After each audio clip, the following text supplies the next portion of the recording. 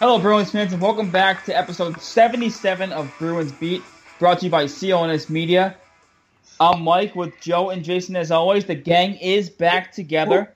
I'm back from my personal issues. Joe obviously back from his, house hunting, work trip and house hunting, and Jason's back from his vacation to visit his sister and traveling in the northwest of the United States of America. But the gang's back together now. It's been, obviously, we only had 1 week off. Joe, we did do a show without you that one time with Lauren, which was good stuff. It was fun to have her on. Hope to have her on again soon. But, guys, I think the most pressing news today from the Bruins camp is the Bruins have signed Anders Bjork to an entry-level contract. Bjork played for Notre Dame. Obviously, I think he was instrumental in Notre Dame getting to the Frozen Four and beating Joe's, actually, UMass Lowell Riverhawks. Yeah, I know. Shush.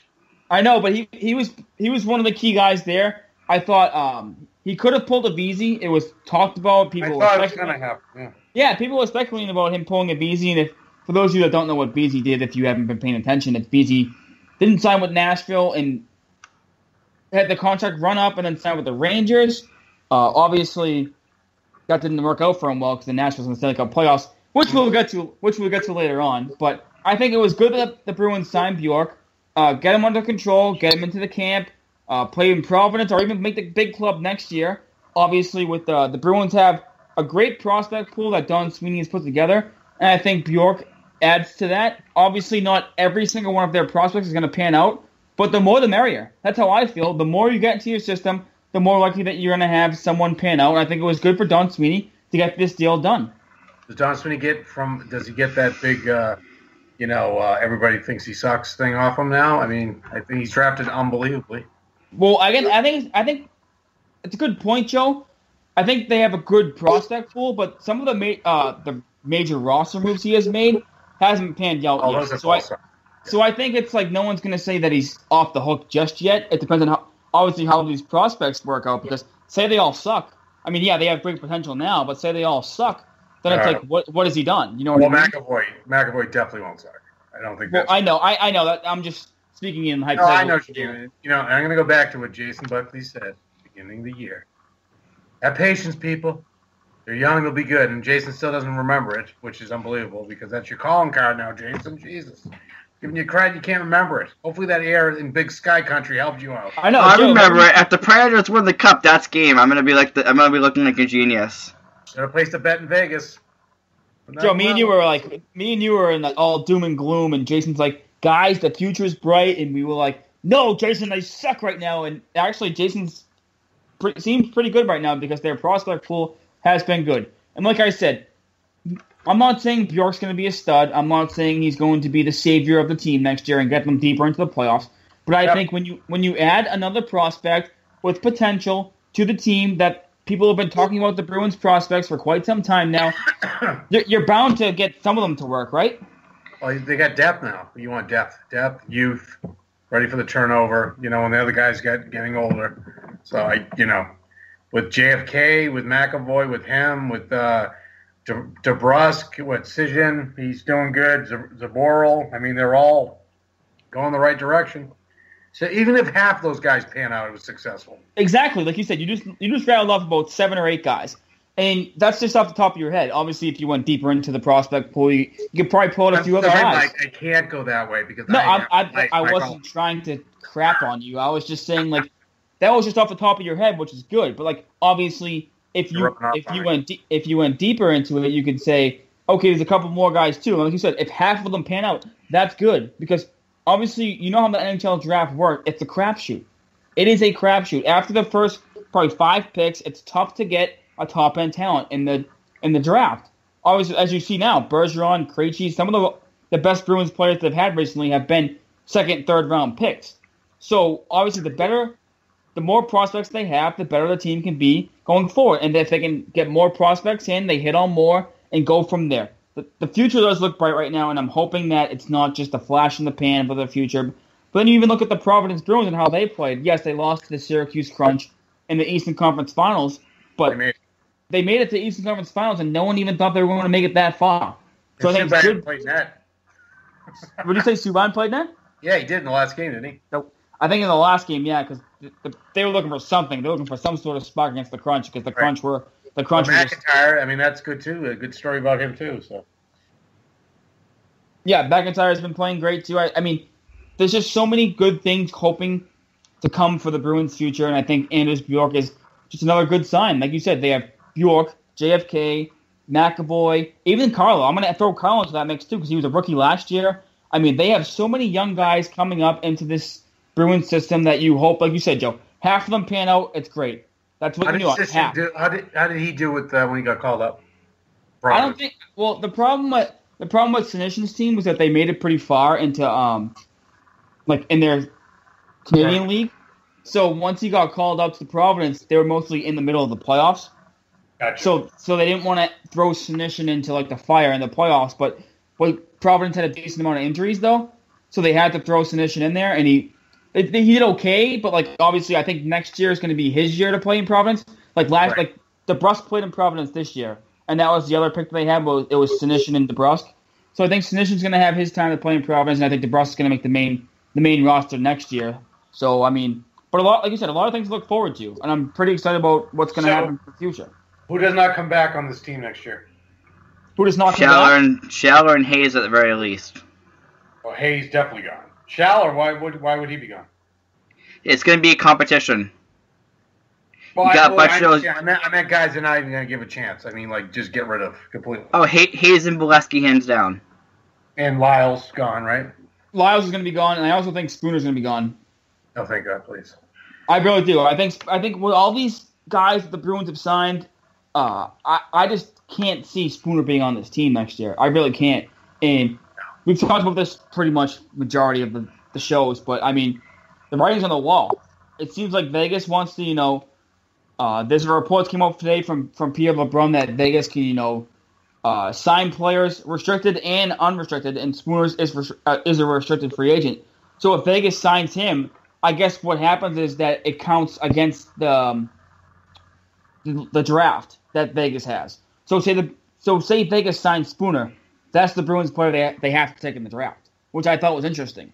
Well, I think, I definitely think if, we call it Vegas should take Spooner. I mean, maybe different scenery will help him out, but I mean, he does have talent, but he's just, like I said, I think he's going to be a one-way player.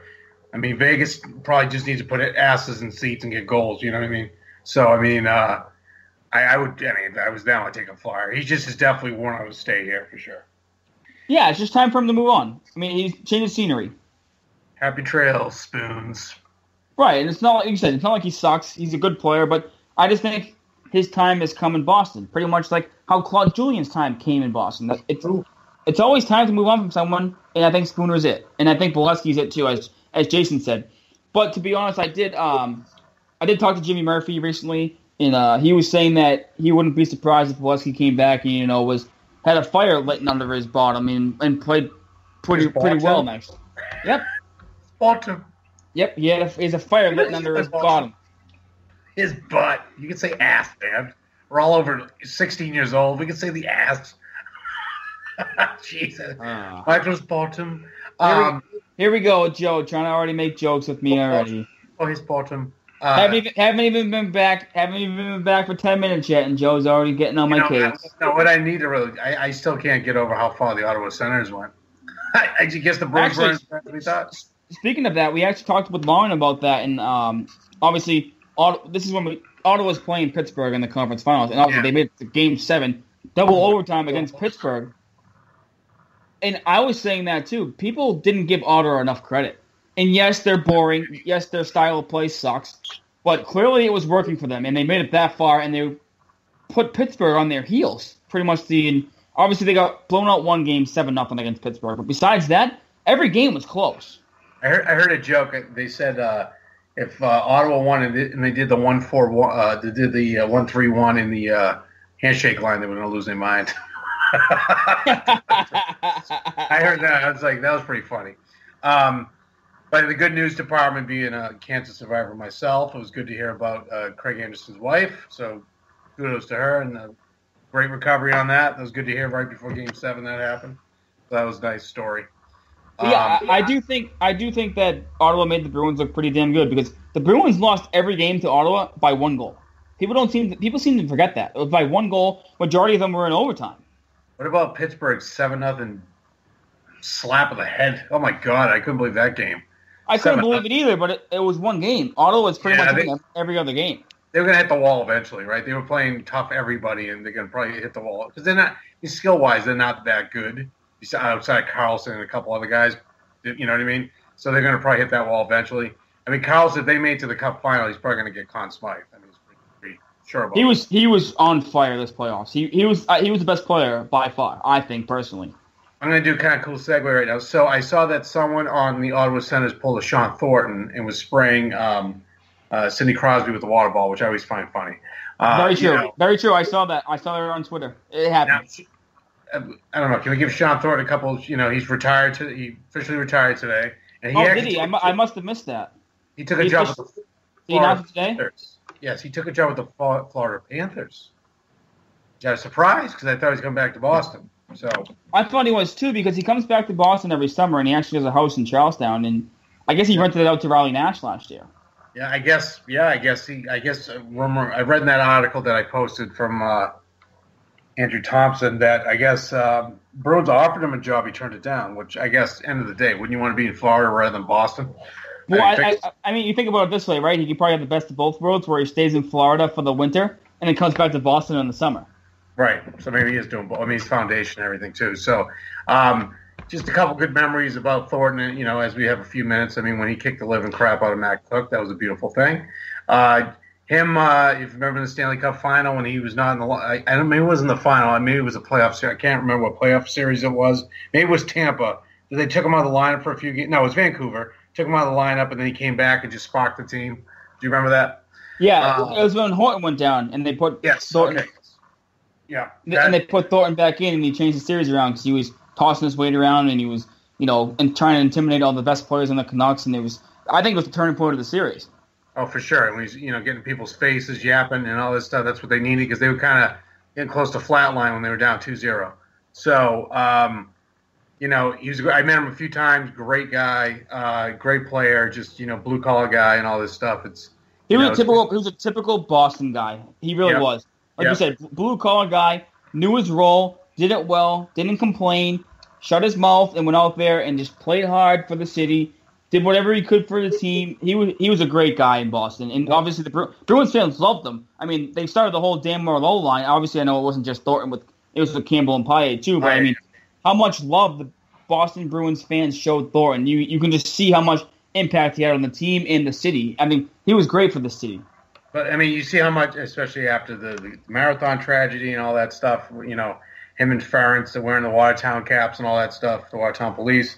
But also too, Thornton. I think we, appreciated, how good, as a leader he was because after he left, how, you guys. I think you remember the part with Sagan. I think it was the time he overslept. I guess Thornton talked to him, had a talk, if you remember, with him to kind of straighten up his act. So I mean, that's stuff that they definitely needed on that team outside of the second half of this year. That's for sure for 2.5 years. And also, keep going, Joe. Sorry, cut you off. Go ahead. No, I'm good. Also, what I will say is, how he stuck up for his teammates and how all the fights he would get and how many times he risked getting a concussion for his teammates. That's probably huge as a leader. Did he fight John Scott after Erickson got hurt? Did he fight John Scott? Am I wrong? And John Scott gave him a concussion, I think. I remember. He did. He fought John Scott. You're right. And he got the worst of that one. Yeah, it was after John Scott hit Erickson. Yeah, I think you're absolutely right about that. He fought. John Scott hit Erickson. Erickson got a concussion, and then Thornton fought him, and then Thornton got a concussion. Yeah, well, because John Scott's a big, he's an all-star. So I mean, but no, I mean, Thornton's like he's an all-star. Yeah. Being quite older than all of you guys. I remember the fighters. You had Lyndon Byers and Jay Miller, and you had Len Featherstone, Bruce Shoebottom, those guys and stuff like that. But I think Thornton, out of all of them. How about Thornton's shootout goal against Winnipeg, I want to say? Do you remember that one? Oh, yeah, back game. I was at that game. The toe drag, that was ridiculous. I was at that game. I was in the lodge. It was the game I believe it was after Vancouver. Did everybody lose their minds? Like, everybody's like, did that just happen on Sean Thornton's stick? Did that just really happen? Yeah, seriously. But it's good he got his name on the cup twice, well deserved. And it was good he got signed from a team after because, you know, he wanted to play. I don't think he only averaged, 30, 40 games a season with Florida, didn't he? Yeah, he wasn't playing that much. He was more of a leadership role guy. Yeah. But obviously, the Florida kept him around for 2 or 3 years. Obviously, you can see how much of an impact he had on the younger players because obviously the Panthers are a pretty young team. And they wanted to keep him around, which I 100% agree with. Keep him around. Why wouldn't you? I mean, you know, hopefully that, you know, when we get these new kids coming up with the Bruins now that they have that. As far as I'm concerned, Chara and Berge are not those guys. They're just not vocal. They lead by example. I just hope, you know, like we have a couple guys that are really going to be, you know, those leaders for those kids. So, but like I said, Thornton, great career. It's great, you know, great Bruin. He always he'll always have a place in everyone's heart here. What he did, because that cup run, I mean, it was magical, and he was a big part of that for sure. Absolutely. And before we get into the Stanley Cup playoffs, to the finals that I want to get to, I think there's a pretty decent amount of storylines in there already. But did you guys see that the Bruins jerseys are going to be tinkered with next year? And what are they? Yes, tinkered? but not by much. Just tinkered. Is that where did you see that, Jason? Because I saw that Adidas is taking over for the Bruins jerseys, and I was hoping that Adidas is Reebok. It's taking over, but it's not going to be like a major change. They might just change the way the lettering looks, in style. I just hope it's not anything drastic. Like, I'm not saying the Bruins are the best jerseys ever, but I think they're just classic. They're authentic. I mean, I don't want them to do too many bad things to their jerseys. No, it's perfect how they are. Yeah, I think so too. But if he just wants to tinker like the lettering or something, I'm fine with it. But just don't tinker it too much. Like, the black and gold is, I think, symbolic for the Bruins. I think they have a really good uniform now. I just hope they don't do too much with it. I love their third jersey. I mean, I love that Winter Classic jersey, even though the Winter Classic was terrible. But those jerseys are great. I mean, because I feel like every time they wear those, they get absolutely polarized. No, not true. I actually remember during the regular season they won up in Montreal wearing those. I think. Could be wrong, but I just like because I like kind of the old logo, so I kind of like that. I'm all about like old jerseys and stuff. I actually posted an article on my Bruins page about some of the throwback jerseys for all the third jerseys for some of the teams out there. Some of them were just ugly. They had the I don't remember. You remember the LA Kings one? It looked like they called the Burger King one. Was it the purple one? The Edmonton Oilers with the big drop of oil. The blue ones, those were terrible. There's so many bad ones like. The Gordon's Fisherman on the Islanders one, that was terrible. There's so many bad jerseys. Well, that's why I think Adidas kind of is taking over. I think they're trying to get back to like the basics here. I mean, some of the jerseys that some of the NHL teams wear are so bad. Unless you're playing in an outdoor game, why are you gonna like tinker with your jerseys too much? I don't understand it. Do you remember the horrible Montreal barbershop ones? The blue and white and red. Yes. Horizontal stripes. Yes. Those are awful. Those are just so bad. But I mean, Adidas and Reebok are the same company now, so I don't know how much they can really change. So you know, we'll see how that goes. But you want to go? Let's talk Stanley Cup. So Preds got screwed. I just this offside crap. Oh God, I hate it. We've been complaining about this one even when the Bruins play, and we're not even just talking like you said. You're saying it's awful now, and last night's game had no impact on your life, you know what I mean? Like, you watch the game because you want to watch the Stanley Cup Finals, you want to see who wins the Cup. And it's like, last night had no impact on me either. I watched the play, and once I saw that Pittsburgh challenged, I said to myself, this is offsides, but how can you take that goal away? Like, it was such a split, tiny little bit of a skate off the ice on the blue line. And then I said to a few of my buddies that I was watching the game with, I said, Pittsburgh controlled the puck after Nashville got into the zone, had a chance to clear the puck, and they turned it over. Why should Nashville get a goal called back because Pittsburgh turned the puck over? Because it's in Pittsburgh. If that was in Nashville, it wouldn't happen. This is, I think the fix is in. Someone said that. I think the fix is in. They want Crosby win is third, right? I hate Pittsburgh. God, I hate it. I was so happy when they blew that lead, but then unfortunately, Nashville succumbed in the end. But I'll tell you, like I said, I have selfish reasons. I want Nashville to win because actually that's a pretty good hockey city now. And also Subban, I want to stick it straight up Montreal's tailpipe. Oh, I love that Subban's in the Stanley Cup Finals. I absolutely love it. And like you said, it's right up Montreal's tailpipe. There's nothing better to me than seeing PK Subban in the Stanley Cup Finals. And he would have had the first goal if that stupid offsides didn't happen. You know what really sucks too is these clinger-on Montreal fans are like, "Well, we're happy he's in the final because that's all you have to get to feel like you're there." He had to leave to go. He had to leave to get to the Stanley Cup Finals. You bunch of frogs! I hate Montreal fans. I hate the Montreal team. You know what? This hate never goes away. It doesn't go away. It doesn't go away from April to October. It's always here. I'm so torn with this finals though because I want, like I said, I want Nashville because I want PK Subban to win, and I want PK Subban to shove it up Montreal's tailpipe. And I love Nashville. I love watching Nashville play. I think their fans are great. I think everything about Nashville, the city becoming a great hockey market, is great. They have great defense. They have great goalie. Their forwards are playing pretty well. I mean, they controlled the game last night. If people watch that game, if you watch the game, right, after Pittsburgh's first, besides Pittsburgh's Can we talk about instant replay before Pittsburgh's first goal?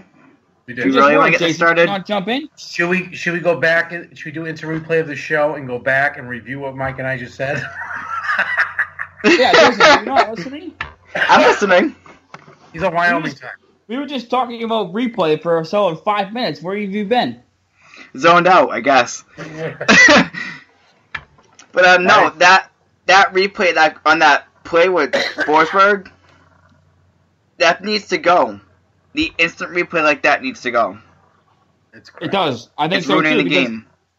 I said this last night. It should be if the puck changes possessions or it lasts 10 seconds. If they score 10 seconds after the guy's foot was offside, because if they don't score on that initial rush that he was offside, what does it matter? Like I said earlier, Pittsburgh had an opportunity to clear their zone and they turned the puck over.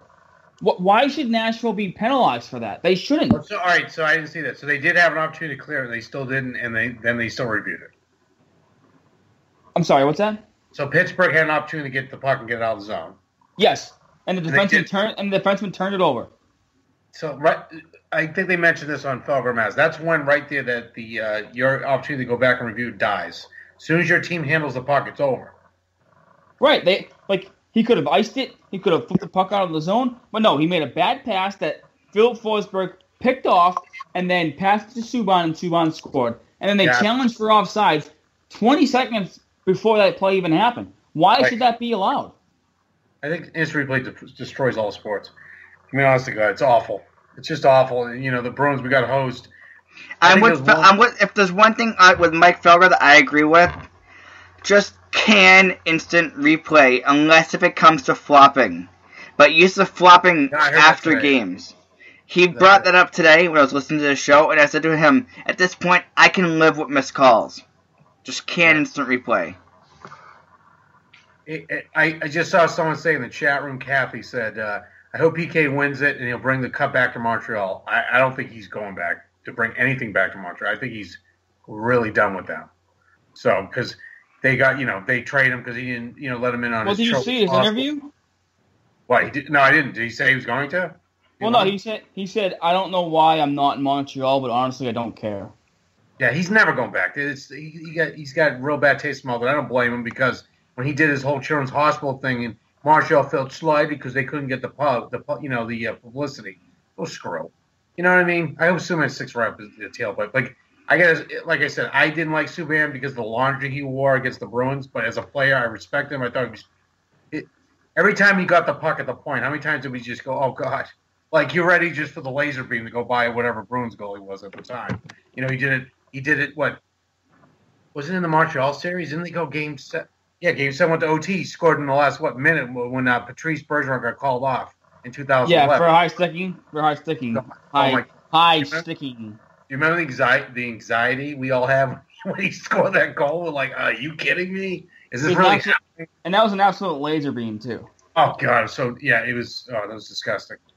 But then, of course, Thornton squared him with the water in 13, and then everything went to crap. So, But as I was saying, I'm torn about the series just because I love PK Subban and I love Nashville and what they stand for, and I think it would be great for them to hoist the cup. But I have Why am I torn? You'll hear why in a second because I have. I did a hockey pool with a few of my buddies, and I got Pittsburgh. Okay, I got you. I got Pittsburgh to win it all. All right. And if Pittsburgh wins it all, I win money. So I'd go for the Mike. I'm the same way. Go for the money. So that's why I'm torn because I love It's not that I want to root for Pittsburgh, because I don't.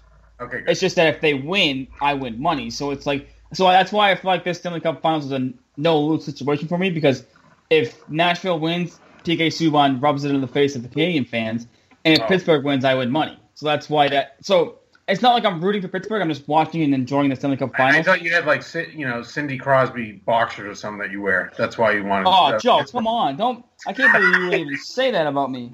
I was like, oh my god. Oh, actually, speaking of Cindy Crosby, I saw another great tweet with the defenseman from Ottawa that basically, when Crosby cut his fingers off, he basically, we call it, he face washed him. And it said like in the tweet, whatever his name was, just wanted to prove that Crosby still had fingers. Oh yeah. Oh god, I just hate Crosby in so many. Yet again, respect him. He's a great player, one of the best player on the earth. But his play just makes me want to puke with his cheap shots. Do you know what I think goes unnoticed in Pittsburgh though? Is that obviously, like you said, Crosby's good. He's one of the best players in the NHL. You hate his antics. You hate what he stands for sometimes. But people don't understand that they have Evgeny Malkin too, and I think he's one of the most underrated players in the NHL. I really do because he hides behind Sidney Crosby, and he'd be a number one center on a majority of other teams. But if Crosby doesn't play well, Malkin plays well, and they still win. I think Crosby has such the what? They have a nickname for him. What do they call him? Gino? Gino, yeah. Screw Gino. You right. Well, I like Gino. I'm sorry. I like Gino more than I like Malkin. Do you hate everyone on Pittsburgh? Is that what you're getting at? You know why? They're wearing our colors, first of all. Why don't you go back to your stupid blue and white again, okay? Let's call a spade a spade. And I don't know. And I also saw the best tweet. So Ben Roethlisberger was at the game the other night. I don't know if you saw this tweet from Barstool.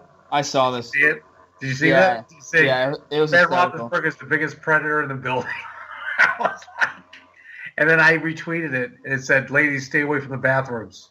Oh, gosh. And it got retweeted a billion times. Actually, it was liked by like an associate director at Becker College in Worcester, a female,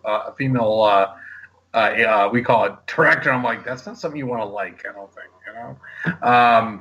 But anyway, I mean, that was one of the best things I ever saw. It was like he's the biggest. It's true. Pittsburgh Steelers fans don't like to, just want to say we cheat, but we don't do that to women. So I don't know. But that was a great tweet. I thought it was hilarious. I thought it was pretty funny too. I saw it and I chuckled. But I even said Pittsburgh couldn't find anyone better than Ben Roethlisberger to be there. Oh, I know, really. Please, how about Mario was there anyway, but. And then I saw a tweet from Sportsnet Canada. They're like, Pittsburgh's going for their third cup, and I'm like, what? No, Mario won 2. I couldn't remember if Crosby had 1 or 2, but he has 2. Crosby has 2. Yeah, this will be their 5th. So I don't know. Sportsnet Canada, they get their stuff together. But so anyway, I can see that you're rooting for Nashville. I want Nashville to win 7-1. It's just, I hate Pittsburgh. For my hate meter is probably Montreal, as we all know. And Pittsburgh is definitely a close second. I can't stand Pittsburgh because of Crosby and Alf Samuelson and Matt Cook. I mean, there's so much reason to hate Pittsburgh for multiple reasons. And another reason is that city's a shithole. Oh, I'm sorry. I swore. Forgive me. But anyway, Joe, what am I gonna do with you? What am I gonna do with you? Swearing and silly. I actually swore during a meeting today at work, and they're like, "Oh, really? Tell us how you feel." Like, tell us how you really feel, right? I just said it. I just said the S word. That's all. No biggie. But anyway, I think my prediction. I think Predators in 7. I say Predators in 6. You looked at the game last night, and it was astonishing how Pittsburgh went without a shot for 37 minutes and still won. That's not sustainable. 6 shots, 3 goals. I was like, that's not sustainable. And everybody's like, those are Tuca numbers. I'm like, oh god, here we go. I can't even get through the Stanley Cup final with the Bruins. You also actually asked for it too because you tweeted something about the lines of like, if this was Tuca, you guys would be yelling. Oh, look, see that worked. Mike is reading my tweets. All right, yeah. I haven't even been on Twitter since I got home. Obviously, I read your tweets, Joe. Yeah, because they're freaking fantastic. Joe, you were asking for that. Oh, I know. I can't put it out there. I was trolling. No doubt about it. You absolutely were trolling. But that's the same thing. Like, Rene had a really bad game, and do you think his team wants to put his fans want to put his head up on a spear? No. I mean, it's just, whatever. It's just give me his head, Joe. Give me his head. Give me his head. Give me death. But anyway, so I think that's all we got today, right? I don't think there's much else to talk about. Yeah, we're going to talk about the unrestricted free agents and all that fun stuff.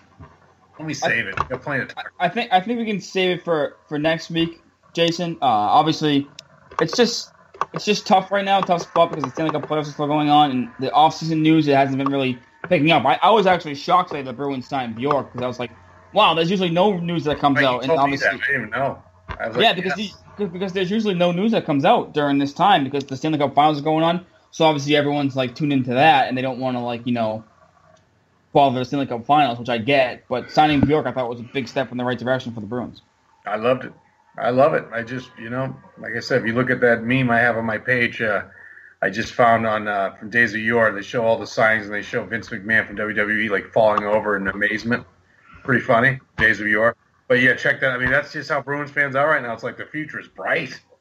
I gotta wear some sunglasses. You need sunglasses? Yeah, because it's so bright. The future. It's funny too. So I went down to Texas. I went to a couple of my coworkers, two women in their mid-20s, like your age, and every joke I said was like dad joke. Hey, good dad joke. Dad joke. Everything's a dad joke. I'm like, Jesus. I guess I am that old, and they're all dad jokes. So whatever. But at least the future's bright, right, Joe? It's true. The future's bright. I did predict that a while ago. Yeah, you did not. You don't remember, Jason.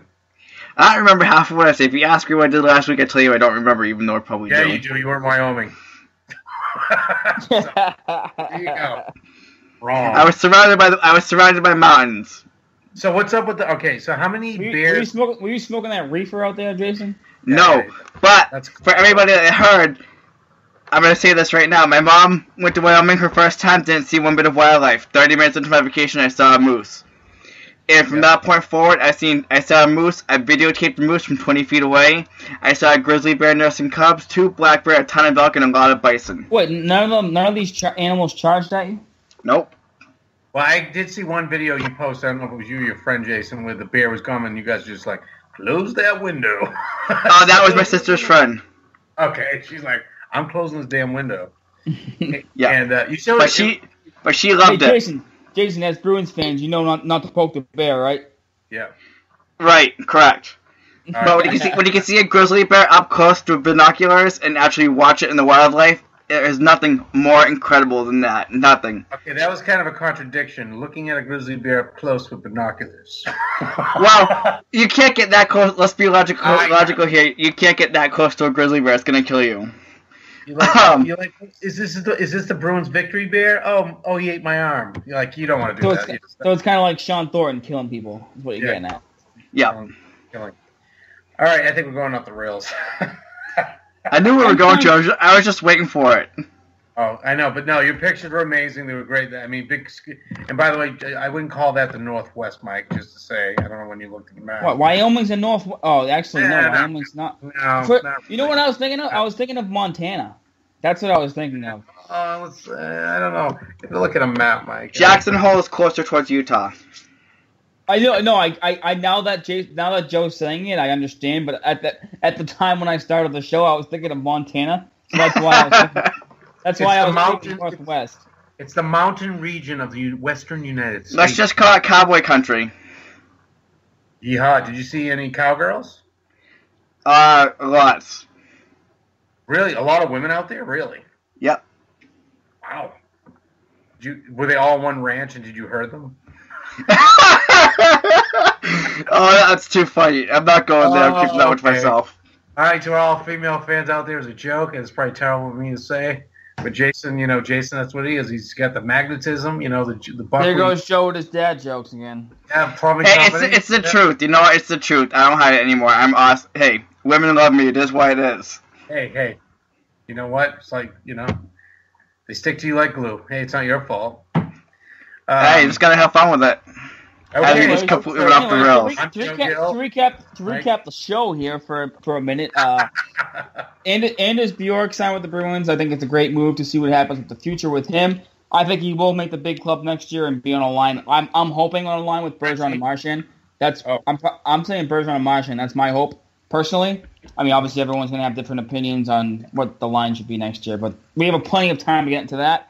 Adidas signed on with the Bruins jersey company. Hopefully they don't tweak the jerseys too much. So obviously Stanley Cup Finals. I have Penguins in 6. Joe has Preds in 7. Jason, what do you have? I know you have the Predators. I just don't know how many. Predators in 6. I want to go 5 just to tell Penguins fans to go shove it because I think the Predators are that good. But I'm going to give them 6. I mean, after Game 1, you would have thought the Predators were winning the series because, the Predators were all over them. I think the Penguins got lucky on that one bad call because the game would have had a different complexion. I agree with you on that. I think they absolutely got lucky. And Matt Murray even said after the game, the Penguins goalie, he was like, yeah, we were lucky to win Game 1. So, I mean, if Nashville continues to play like that, it actually could be a 5-game series, Jason. So Murray's playing the rest of the playoffs, correct? Yeah, they benched Fleury after. Remember that game where Ottawa scored like 4 goals in the matter of like the first 10 minutes of the game or whatever? Fleury hasn't played since. I thought he had a resurrection. That's too bad. I know. It was actually pretty surprising that they actually went to Murray, but I mean, Murray won you a cup last year. Why not go to him? You know what I mean? Yeah, I guess so. So Fleury's all done, but. Gentlemen, I want to say it's been nice to get the band back together again. It's been great, and we'll obviously get into more Stanley Cup Finals action next week. Next week, I think we're going to get into some more unrestricted free agency and restricted free agency with some of the Bruins players on the roster to see who should stay and who should go. But we'll be back next week. You can follow myself on Twitter at MikeSetter22. You can follow Joe at BigBadsBruins88. You can follow Jason at JasonBuckley91. You can also follow our personal account at Bruins_beat. You can also find us on iTunes and Stitcher, right, Jason? Yes, you can find us on iTunes at Boston Bruins Beat Podcast. The podcast is right there. You can, as I'm sitting here trying to get my rustiness out of my head, yeah, I got nothing at the moment. Plumbing. And I'm thinking, the brain's completely fogged up. If you like our show, go ahead and give us a rate on iTunes and leave us a comment. We will air those comments on the show.